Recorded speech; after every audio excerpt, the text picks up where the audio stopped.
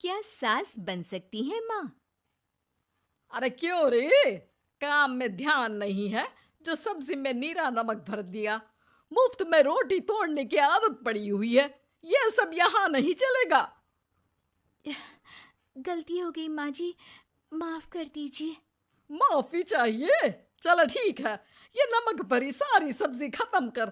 कुछ भी फेंकना नहीं चाहिए, मिल जाएगी माफी।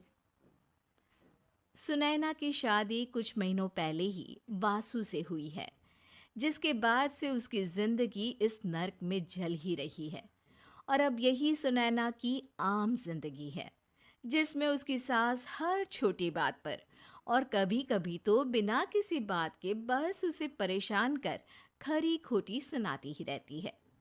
सुना ना, कल मुही कहाँ मरी हुई है? इधर तो आ। सास की आवाज सुन सुनैना भागती हुई उसके पास आती है। क्या हुआ माँ जी? अरे तुझे पता है मेरे पैरों में दर्द रहता है, तो मुझसे बदला लेने के लिए टीवी का रिमोट इतनी दूर रख दिया। अरे मुझे ज्यादा खड़ा कर पैर तुड़वाना चाहती है क्या? आज पूरा दिन तू एक पैर पर काम करेगी। अगर कहीं दूसरा पैर जमीन पर रखा तो मुझसे बुरा कोई नहीं होगा। सास और सुनैना की ये कहानी उसकी ननद सिम्मी बहुत करीब से देख रही होती है, जिस वजह से उसके मन में ससुराल और सास के लिए डर बनने लगता है। इसी तरह दिन बीतते हैं। एक शाम वासु और सुनैना साथ बैठे होते हैं। क्या बात है? तुम दिन पर दिन कमजोर कैसे होती जा रही हो?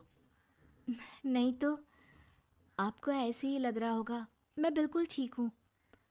हो सकता है, पर चलो ध्यान रखना, मुझे कुछ काम है। ऐसा बोल जैसे ही वासु जाता है, तभी सिम्मी वहां आ जाती है। भाभी, आप भाई को माँ के बारे में बता क्यों नहीं देती? वो आपके साथ बहुत गलत करती है। क्या सारे ससुराल वाले ऐसे ही होते हैं? भाभी, मुझे तो शादी नहीं करनी। बहुत डर लगता है मुझे।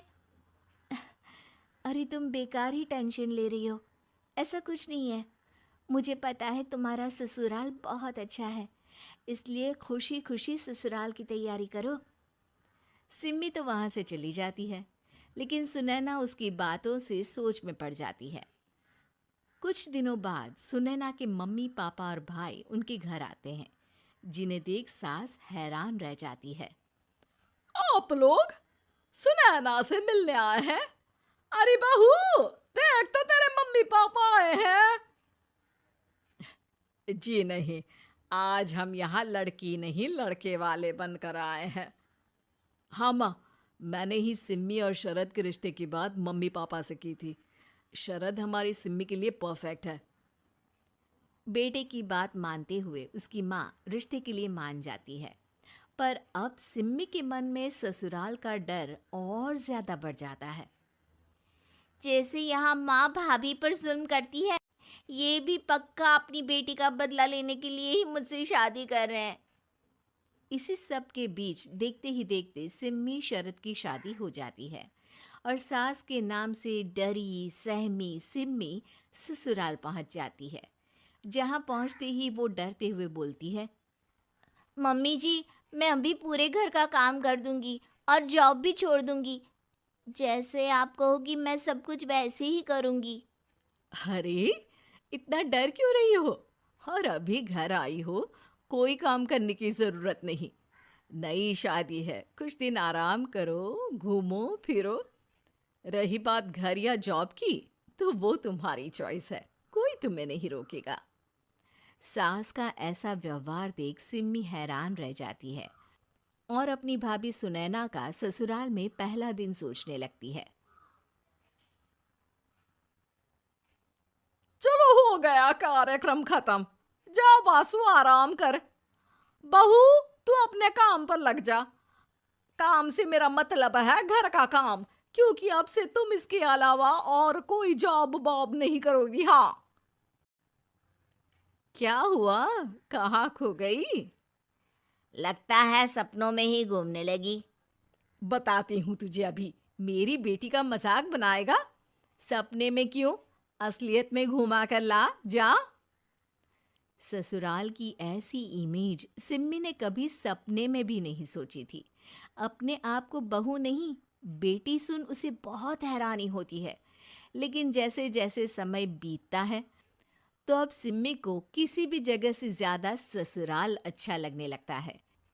एक दिन सिम्मी सबसे मिलने मायके आती है, तो अपनी माँ को भाभी पर चिल्लाते हुए देखती है।